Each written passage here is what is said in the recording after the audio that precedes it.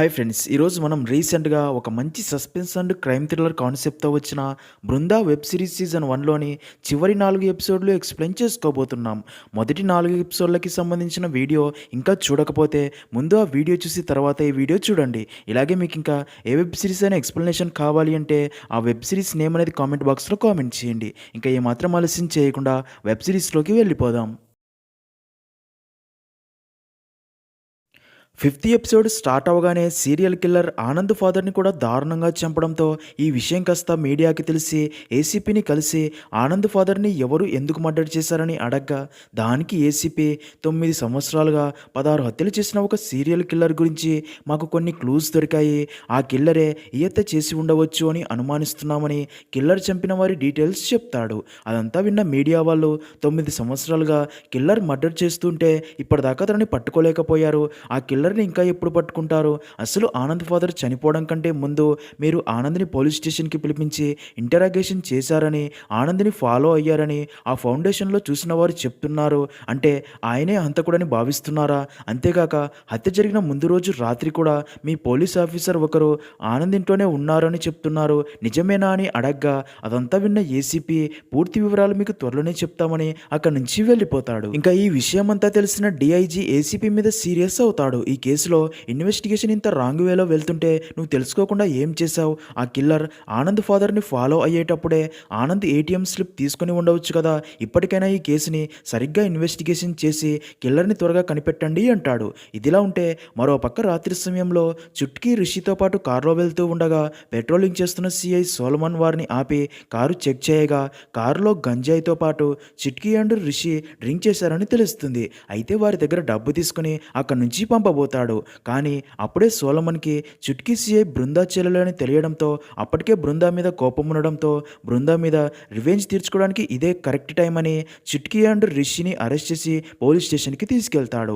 మరోపక్క ఈ విషయం తెలిసిన బృందా వెంటనే పోలీస్ స్టేషన్కి వచ్చి సోలమన్తో చుట్కీ తన చెల్లెలని తన్ని వదిలేయమని రిక్వెస్ట్ చేయగా సోలమన్ మాత్రం బృందా చెల్లెల గురించి చాలా తప్పుగా మాట్లాడడంతో బృందాకి చాలా కోపం వచ్చి సోలమన్పై అటాక్ చేసి తనని కొడుతుంది. అక్కడే ఉన్న పోలీస్ స్టాఫ్ బృందాన్ని ఆపుతారు. నెక్స్ట్ సీన్లో ఈ విషయం కాస్త ఏసీపీకి తెలిసి వారిద్దరిని పిలిపించి ఇద్దరి మీద సీరియస్ అవుతాడు. అలాగే సోలమన్తో నువ్వు ఇదంతా ఎందుకు చేస్తున్నావో నాకు తెలుసు.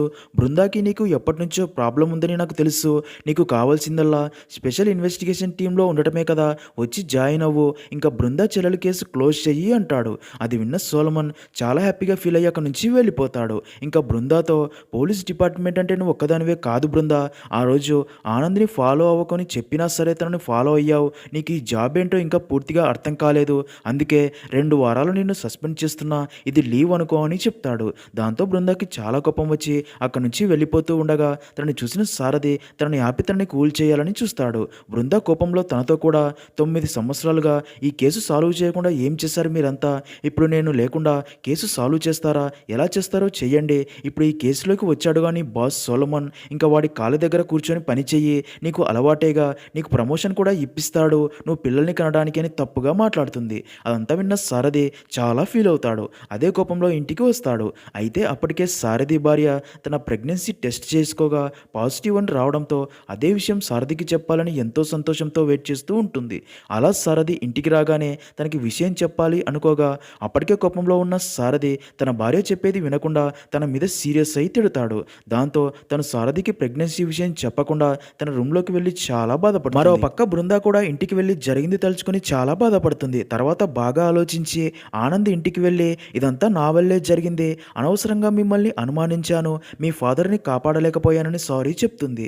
దానికి ఆనంద్ మా ఫాదర్ని నువ్వు చంపలేదు కదా, అయినా ఇందులో నీ తప్పేం లేదు. చాలా సంవత్సరాల క్రితం ఒక ఆయన నాకు ఒక మాట చెప్పాడు. నువ్వు రాకముందు ఈ లోకంలో ఎంత చెడైనా ఉండవచ్చు కానీ నువ్వు వచ్చాక దాన్ని కొంచెమైనా మార్చడానికి ప్రయత్నించు అని. నువ్వు అదే చేస్తున్నావు బృందా అని ధైర్యం చెప్పి పంపుతాడు. సీన్ కట్ చేస్తే అలా బృందా అక్కడి నుంచి ఆటోలో ఇంటికి వెళ్తూ ఉండగా ఆటో రైల్వే ట్రాక్ దగ్గర ఆగుతుంది.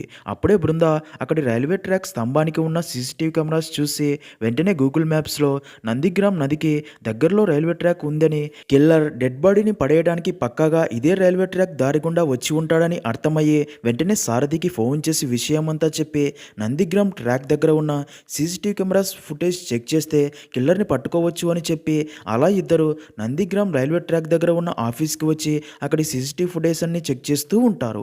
అలా సీసీటీవీ ఫుటేజ్ బృంద క్లియర్గా చెక్ చేయగా మర్డర్ జరిగిన రోజు కిల్లర్ ఒక ట్రక్లో వెళ్ళి రావడం చూసి తర్వాత అదే ట్రక్ని పోలీసులు తీసుకెళ్లడం చూసి వెంటనే అక్కడి పోలీస్ స్టేషన్కి వెళ్ళి విషయమంతా వారికి చెప్పి అక్కడ జరిగింది కనుక్కొని కనీసం ఆ కిల్లర్ పేరైనా కనుక్కున్నారా అని అడగ్గా దానికి ఆ స్టేషన్ హెడ్ తన పేరు తెలియదు కానీ తన ఫింగర్ ప్రింట్స్ తీసుకున్నామని ఆ పేపర్ ఇవ్వగా బృంద ఆ ఫింగర్ ప్రింట్స్ ద్వారా అవి మ్యాచ్ అయ్యే వ్యక్తి కోసం డేటాబేస్లో చెక్ చేయగా ఆ సీరియల్ కిల్లర్ పేరు ఠాకూర్ అని కొన్ని సంవత్సరాల క్రితం జ్వాలాపూర్ అనే ఊర్లో ఒక మర్డర్ చేసినట్టు డీటెయిల్స్ ఉండడంతో బృందాంధుడు సారథి ఠాకూర్ని గురించి పూర్తి ఇన్ఫర్మేషన్ తెలుసుకునేందుకు వెంటనే జ్వాలాపూర్కి బయలుదేరి వెళ్తారు.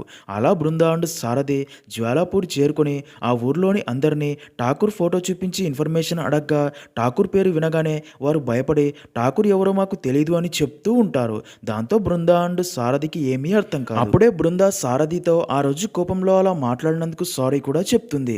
ఇంకా ఠాకూర్ గురించి వారికి ఏమీ ఇన్ఫర్మేషన్ తెలియకపోవడంతో అక్కడి నుంచి తిరిగి వెళ్ళబోగా అప్పుడే అదే ఊర్లో ఉండే జనార్దన్ అనే వ్యక్తి బృందా అండ్ సారథి దగ్గరికి వచ్చి ఈ ఊర్లో ఠాకూర్ గురించి ఎవరిని అడిగినా నిజం చెప్పరు, ఎందుకంటే ఠాకూర్ అంటే ఊర్లో అందరికీ భయమని ఠాకూర్ గురించి చెప్పడం స్టార్ట్ చేస్తాడు. ఠాకూర్ పుట్టగానే తన అమ్మ చనిపోతుంది.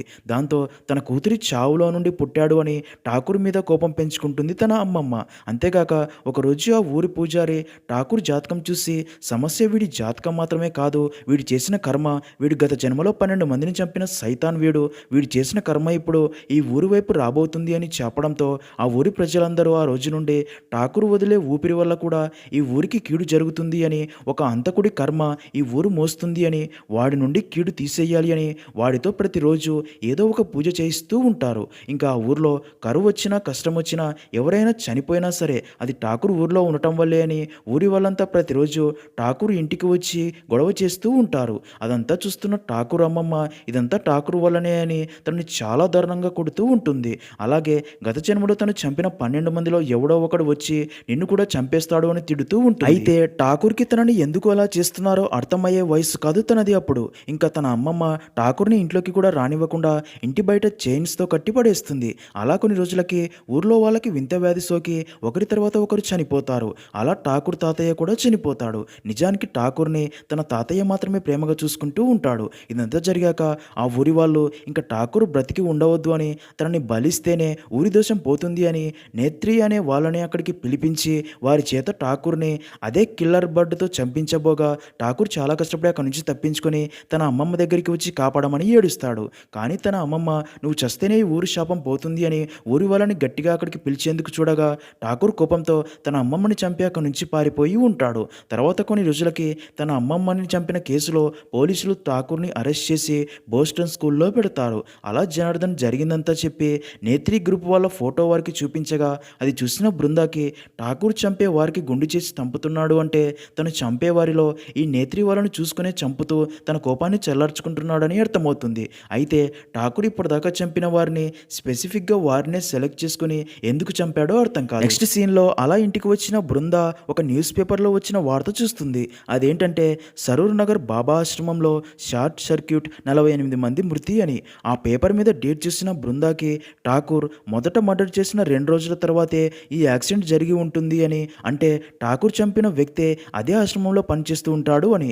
అలా ఇప్పటిదాకా ఠాకూర్ చేసిన ప్రతి మర్డర్ తర్వాత సేమ్ ఇలాగే 2 రోజుల్లో ఏదో ఒక యాక్సిడెంట్ జరిగి చాలామంది భక్తులు చనిపోయి ఉంటారు. అంటే ఠాకూర్ సీరియల్ కిల్లర్ కాదు, మాస్ మర్డర్స్ చేస్తున్నాడు అని అర్థమవుతుంది. తను మర్డర్ చేసిన వారి ప్లేస్లోకి ఠాకూర్ వెళ్ళి ప్లాన్ ప్రకారం దేవుడు నమ్మే భక్తులను చంపుతున్నాడు అని. అంటే ఇప్పుడు ఇక్బాల్ ఒక బస్ డ్రైవర్ కాబట్టి ఆ ప్లేస్లోకి వెళ్ళి ఎవరినో చంపబోతున్నాడని అర్థమయ్యి షాక్లో ఉండిపోతారు. మరోపక్క ఠాకూర్ ఇక్బాల్ బస్సులో ముస్లిం భక్తులను తీసుకెళ్తూ బస్సు ఒక బ్రిడ్జి పైకి రాగానే బస్సును నదిలో పడేలా చేసి బస్సులో యాత్రకి వెళ్తున్న ముస్లిం భక్తులందరూ చనిపోయేలా చేస్తాడు. ఇక్కడే రివీల్ అయ్యే మైండ్ బ్లాక్ అయ్యే ట్విస్ట్ ఏంటంటే అప్పుడే ఠాకూర్ ఆనంద్కి ఫోన్ చేసి నువ్వు చెప్పిన పని పూర్తి చేసే సత్య అనగా అది విన్న సత్య హ్యాపీగా ఫీల్ అవుతాడు. నిజానికి ఆనందే సత్య ఠాకూర్కి బోస్టన్ స్కూల్లో పరిచయం అయ్యి బెస్ట్ ఫ్రెండ్స్ అయి ఉంటారు. నిజానికి సత్య ఒంటరివాడు కాదు, తను దేవుణ్ణి కూడా నమ్మేవాడు కాదు.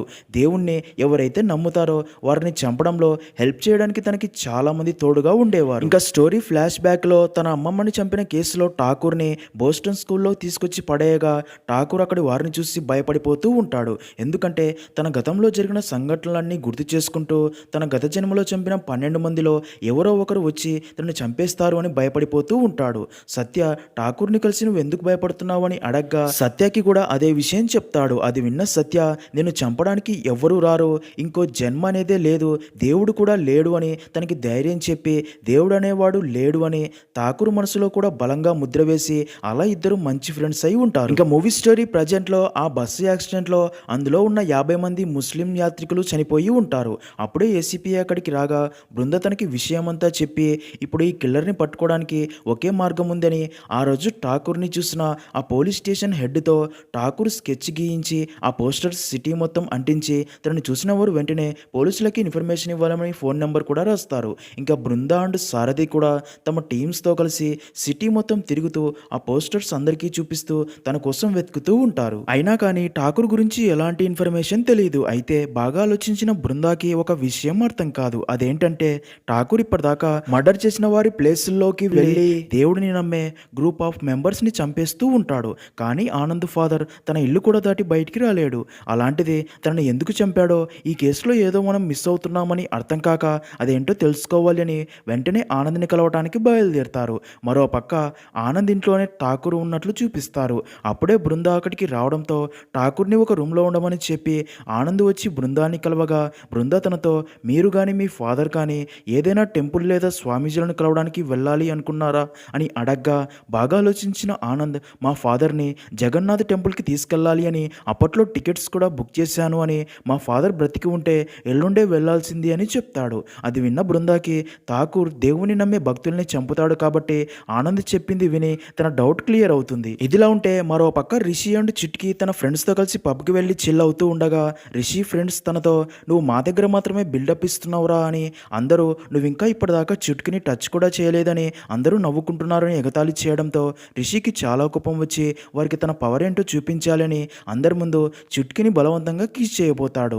దాంతో చిట్కి సీరియస్ అయ్యి తనని ఆపుతుంది. దాంతో రిషికి మరింత కోపం వచ్చి చిట్కిని కొట్టి తనని చంపుతా అని బెదిరిస్తాడు. దాంతో చిట్కి ఫుల్గా భయపడిపోయి ఏడుస్తుంది. అదంతా చూసిన తన ఫ్రెండ్స్ వెంటనే బృందాకి ఫోన్ చేసి విషయం చెప్పడంతో బృందా వెంటనే అక్కడికి వచ్చి రిషిని అందరి ముందు కొట్టి ఇలాగేనా నా చెల్లిని బెదిరించావు, తను నీతో ఉంది అంటే నువ్వంటే ఇష్టమని, అంతేకాని నువ్వు బలవంతంగా అసహ్యంగా ప్రవర్తిస్తే భరించడానికి కాదు, ఇంకోసారి నా చెల్లి జోలికి వస్తే చంపేస్తా అని వార్నింగ్ ఇచ్చి చుట్కీని అక్కడి నుంచి ఇంటికి తీసుకుని వెళ్తుంది. అదంతా చూసిన చుట్కీ తనంటే బృందాకి ఎంత ప్రేమనో అర్థమయ్యి బృందా మీద ఉన్న కోపం మొత్తం పోయి తనకి సారీ చెప్పి హగ్ చేసుకుని చాలా ఎమోషనల్ అవుతుంది. మరో పక్క ఇంటికి వెళ్ళిన సారథి తన డెస్క్లో తన భార్య ఉంచిన ప్రెగ్నెన్సీ పాజిటివ్ వచ్చిన కిట్ చూసి తన భార్య ప్రెగ్నెంట్ అని అర్థమయ్యి తన భార్య దగ్గరికి వెళ్ళి ఎప్పుడు తెలిసిందని అడగ్గా దానికి తన భార్య ఆ రోజు ఇదే విషయం మీకు చెప్పబోగా కోపడ్డారని అంతా చెప్తుంది. అది విన్న సారథి తనకి సారీ చెప్పి 10 సంవత్సరాల తర్వాత పేరెంట్స్ అవ్వబోతున్నందుకు చాలా ఎమోషనల్ అవుతాడు. సీన్ కట్ చేస్తే ఎంత ట్రై చేసినా బృందా అండ్ టీంకి ఠాకూర్ గురించి ఎలాంటి ఇన్ఫర్మేషన్ తెలియకపోవడంతో బాగా ఆలోచించిన బృందా ఏసీపీని కలిసి ఠాకూర్ని పట్టుకునేందుకు ఒక ఐడియా చెప్తుంది. అది విన్న వారికి మరొక దారి లేక ఆ ఐడియాకి ఓకే అని చెప్తారు. తర్వాత ఏసీపీ అండ్ టీం మీడియా ముందుకు వెళ్ళి ఇప్పటిదాకా హత్యలు చేసిన కిల్లర్ పేరు ఠాకూర్ అని తన స్టోరీ మొత్తం చెప్తాడు. అప్పుడే బృందా మీడియాతో మాట్లాడుతూ ఠాకూర్ నువ్వు ఈ వీడియో చూస్తావని నాకు తెలుసు, నువ్వు ఎవరో నాకు తెలీదు అనుకుంటున్నావా, నువ్వు ఇప్పుడు చేసిన హత్యల గురించే కాదు, నువ్వు గత జన్మలో చంపిన 12 మంది గురించి కూడా నాకు తెలుసు, నాకెలా తెలుసు అనుకుంటున్నావా, ఎందుకంటే ఆ 12 మందిలో నేను ఒకరు, నిన్ను చంపడానికే నేను మళ్ళీ పుట్టాను, నేను నీ చావుని నువ్వు ఈ జన్మలో నా నుండి తప్పించుకోలేవు, నా చేతుల్లో చావడానికి రెడీగా ఉండు అని వార్నింగ్ ఇస్తుంది. నిజానికి బృందా ప్లాన్ ఏంటంటే ఠాకూర్ ఈ వీడియో చూస్తే ఖచ్చితంగా భయపడి తనని చంపడానికి వస్తాడు అని, అలా ఠాకూర్ వస్తే తనని పట్టుకుని అరెస్ట్ చేయాలి అనేదే బృందా ప్లాన్. నెక్స్ట్ సీన్లో సత్య ఇంట్లో ఉన్న ఠాకూర్ టీవీలో బృందా మాట్లాడింది విని షాక్ అయ్యి బృందా తనని చంపేస్తుంది అని, తను చంపిన 12 మందిలో బృందా ఒకరని భయపడి తనకంటే ముందు బృందాని తనే చంపాలి అనుకుంటాడు. కానీ సత్య ఠాకూర్తో నిన్ను ఎవ్వరూ చంపరు, గత జన్మలో నువ్వు ఎవరిని చంపలేదు, నిన్ను పట్టుకోవడానికి ఇది పోలీసుల ప్లాన్ అని, అందుకే ఠాకూర్కి నచ్చజెప్పి తనని మరొక సీక్రెట్ ప్లేస్కి తీసుకెళ్లి అక్కడే ఉంచమని ఒక వ్యక్తితో పాటు వ్యాన్లో పంపుతాడు. అయితే మార్గమధ్యంలో ఠాకూర్ బృందా చెప్పిన మాటలే పదే పదే గుర్తు చేసుకుని బృందా బ్రతికి ఉంటే తనని పక్కగా చంపేస్తుందని ఫిక్స్ అయ్యి బృందాని చంపడానికి వ్యాన్ దిగి పారిపోయి అలా బృందా ఇంటి దగ్గరికి చేరుకుంటాడు. అయితే అప్పటికే ఠాకూర్ బృందాన్ని చంపడానికి అక్కడికి వస్తే పట్టుకోవాలి అని ఇంటికి చుట్టుపక్కల సోలమన్ సారథి అండ్ టీం వెయిట్ చేస్తూ ఉండగా ఇంట్లో బృందా కూడా ఠాకూర్ ఇంట్లోకి వస్తే గన్తో షూట్ చేయాలని వెయిట్ చేస్తూ ఉంటుంది. అలా ఠాకూర్ బృందా ఇంటి ముందు నిలబడి తన బ్యాగ్లో ఉన్న కత్తి తీసి ఇంట్లోకి వెళ్ళబోతాడు. దూరం నుండి అదంతా చూస్తున్న సారథి సోలమన్ అండ్ టీం తన ఇంట్లోకి వెళ్ళగానే పట్టుకోవాలి అనుకుంటారు. అయితే అప్పుడే పోలీసుల దగ్గర ఉన్న వాకీ టాకీ సౌండ్ రావడంతో ఆ సౌండ్స్ విన్న ఠాకూర్ అక్కడ పోలీసులు ఉండడం గమనించి ఫుల్గా భయపడిపోయి అక్కడి నుంచి పారిపోబోగా సారథి తన వీపు భాగంలో గన్తో షూట్ చేయడంతో ఠాకూర్ తన బ్యాగ్ అక్కడే పడేసి అక్కడి నుంచి పారిపోతాడు. దాంతో బృందా సారథి తన టీంతో పాటు ఠాకూర్ని పట్టుకునేందుకు తన వెంట పడతారు.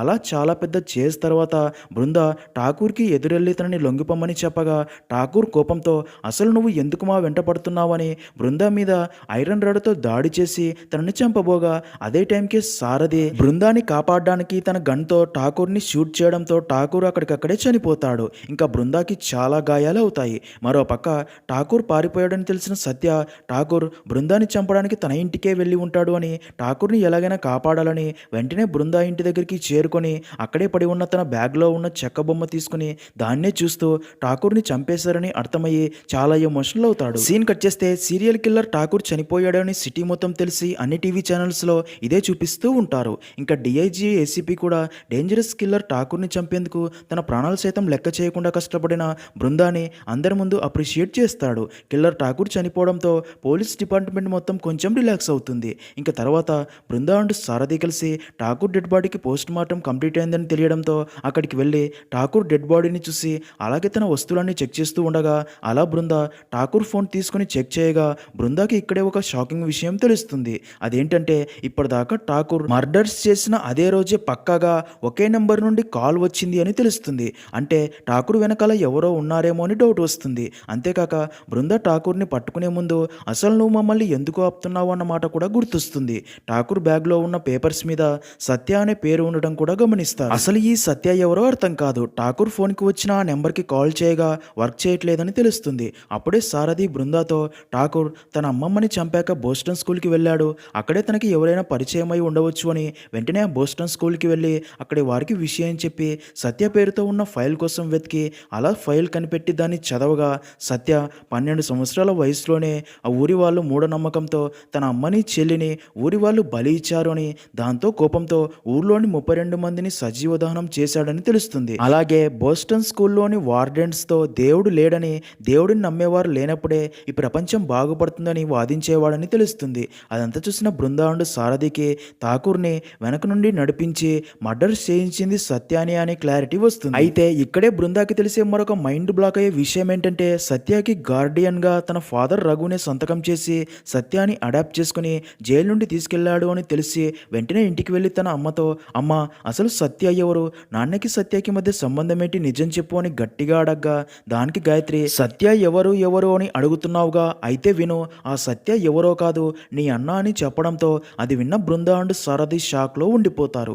ఇక్కడే మూవీ స్టోరీ ఫ్లాష్ బ్యాక్లోకి వెళ్తుంది. రఘు చిన్నిని ఇంటికి తీసుకొచ్చి తన కూతురులా పెంచుతూ ఉంటాడు. అయితే చిన్ని ఎప్పుడు తన ఫ్యామిలీ గురించి ఆలోచిస్తూ బాధపడుతూ ఉంటుంది. అది చూసిన రఘు కూడా ఫీల్ అవుతాడు. అలా కొన్ని సంవత్సరాల తర్వాత రఘుకి జువెనైల్ జైల్లో ఉన్న సత్యానే చిన్ని అన్నయ్య అని తెలుస్తుంది. దాంతో సత్యాని జువెనైల్ జైలు నుండి బయటికి తీసుకొచ్చి సత్య తన అన్నయ్య అని చిన్నికి చెప్పి వారిని కలిపితే చిన్ని కూడా హ్యాపీగా ఫీల్ అవుతుంది అనుకుంటాడు. కానీ రఘుతో తన భార్య బృందా ఇప్పుడు మన కూతురు అని, అయినా సత్య ఒక క్రిమినల్, తను మెరిట్ స్టూడెంట్ అయినా సరే అలాంటి వాడు బృందా లైఫ్లోకి వస్తే నేను ఒప్పుకోను అంటుంది. దానికి రఘు సరే నువ్వు చెప్పేదాకా బృందాకి ఒక అన్న ఉన్నాడని చెప్పను, కానీ సత్య ఒక మంచివాడు అని నువ్వు నమ్మిన రోజే బృందాకి సత్య తన అన్న అని చెప్తా అని చెప్పి సత్యాన్ని మంచివాడిలా మార్చాలని ఫిక్స్ అయ్యి జువెనైల్ జైలుకి వెళ్ళి సత్యాన్ని కలిసి తనతో మాట్లాడి తనని ఒప్పించి జైలు నుండి బయటకు తీసుకొచ్చి హైదరాబాద్లోని ఒక కాలేజీలో జాయిన్ చేయించి అక్కడే ఒక హాస్టల్లో సత్యాన్ని ఉంచుతాడు. అయితే సత్య జైలు నుండి బయటికి వచ్చేటప్పుడు ఠాకూర్కి తన దగ్గర ఉన్న చెక్క బొమ్మ ఇచ్చి అలాగే ఒక ప్రామిస్ కూడా చేసి ఉంటాడు. అదేంటంటే తను బయటికి వెళ్ళాక ఏదో ఒక రోజు నిన్ను కూడా జైలు నుండి బయటికి తీసుకెళ్తా అని. ఇంకా అసలు రఘు తనకి అంత హెల్ప్ ఎందుకు చేస్తున్నాడో కూడా అర్థం కాదు.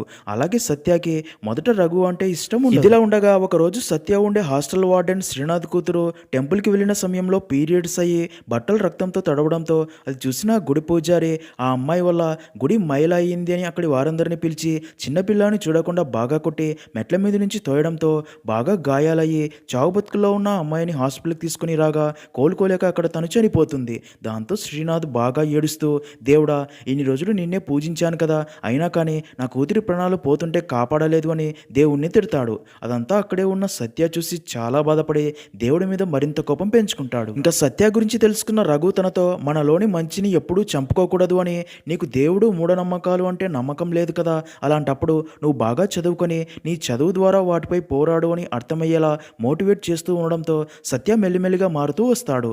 రఘు మీద కూడా రెస్పెక్ట్ పెరిగి తనతో ప్రేమగా మాట్లాడుతూ ఉంటాడు. అలా కొన్ని రోజులకి సత్య మంచిగా మారడంతో ఒకరోజు రఘు అదే విషయం తన భార్యకి చెప్పి రఘుని ఇంటికి తీసుకొచ్చి బృంద తన చెల్లెలని చెప్పి ఇద్దరిని కలపాలని ఫిక్స్ అయ్యి రఘుని కలిసి ఇంటికి తీసుకురావడానికి వెళ్తాడు.